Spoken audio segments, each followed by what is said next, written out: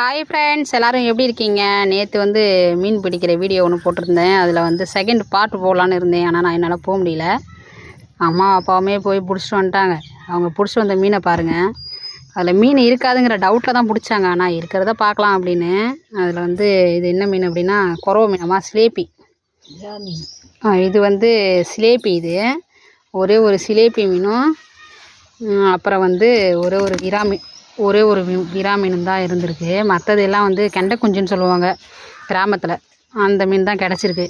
ஆனால் வந்து இந்த 2 மீனை விட அந்த சின்ன சின்ன மீன் இருக்கு இல்லையா, அதை போட்டு பரங்கிக்காய் போட்டு குழம்பு வச்சோம் அப்படின்னா அவ்வளோ டேஸ்ட்டாக இருக்கும். இன்றைக்கி எங்கள் அம்மா வீட்டில் இந்த மீன் குழம்பு தான் ஃப்ரெண்ட்ஸ்.